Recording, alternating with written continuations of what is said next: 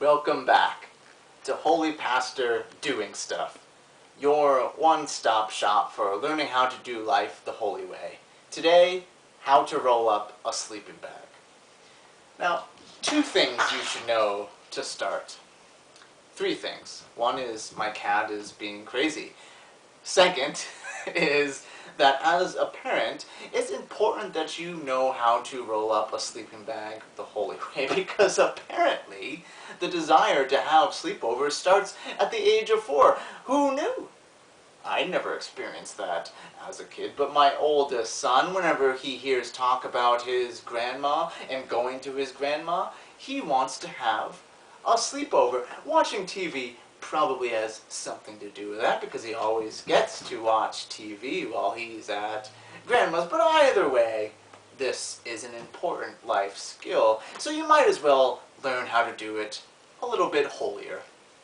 Now, third is I don't own a sleeping bag because I don't know how to roll it up any old way.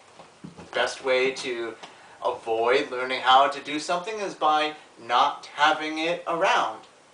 Of course, I should take my own advice in this regard and throw away my Rosetta Stone CDs. I have the CDs telling myself that I'm going to learn Spanish one day, but really all the CDs do when they're lying around the house is remind me that I am not learning Spanish, and then I feel guilty and lazy, and so I need to go play video games to make myself feel better, and then because I've just wasted my life, I feel even more guilty and lazy, and it's quite a vicious circle.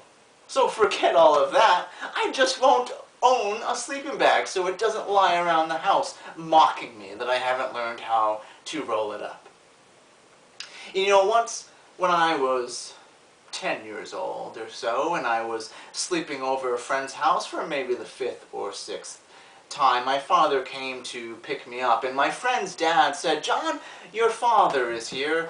Go roll up your sleeping bag."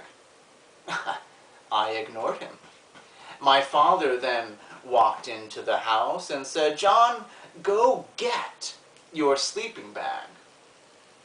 I hope you noticed the difference in the choice of words there, because I chose to listen to my dad. I went and got my sleeping bag by scrunching it up as quickly as I could, and then it unfolded and started dragging along the floor as I went, and my friend's dad said, "John, what are you doing? Don't you know how to roll up a sleeping bag? Come on now, you're almost 10 years old." Then right in front of my father, he showed me how to roll up a sleeping bag. I never forgot. Until I was a teenager, never wanted to sleep in a sleeping bag again. Now, as a father myself, I cannot imagine how embarrassing that must have been. It was embarrassing enough for me as a kid, although, of course, on the other hand, I am betting that my father did at some point show me how to roll up a sleeping bag while I was off playing with my toys, because I mean, when am I going to need to roll up a sleeping bag when I can just drag it on the floor and on the grass and the dirt and trust that my parents will roll it up for me later? So here's the thing then. I imagine that you will not be able to teach your kids how to roll up a sleeping bag. They won't listen. They'll ask you to do it for them. But they will listen to some other dad who yells at them and embarrasses them. And who best to embarrass and guilt a child into doing something than a holy pastor? Remember that story about how all the kids gathered around Jesus and sat on his lap and all that?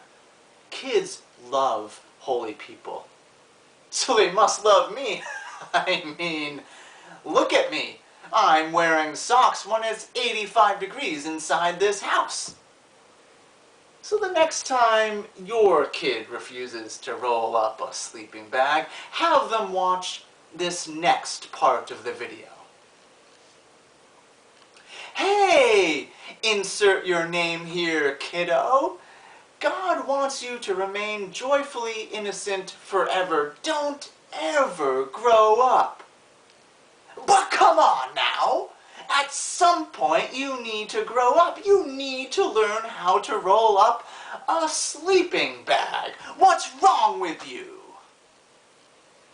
Now I know I just said two completely different things, so here's what we're going to do. We're going to learn how to roll up a sleeping bag using this blanket here as a model, while I tell you that you don't need to do grown-up things when you grow up. As you get taller and older and smarter, hopefully, your friends and society will probably pressure you to do really strange things that a kid would never think about doing. Don't listen to those strange friends and those strange societies. Stay joyfully innocent with God forever, because God is our greatest pleasure always, no matter how old we are.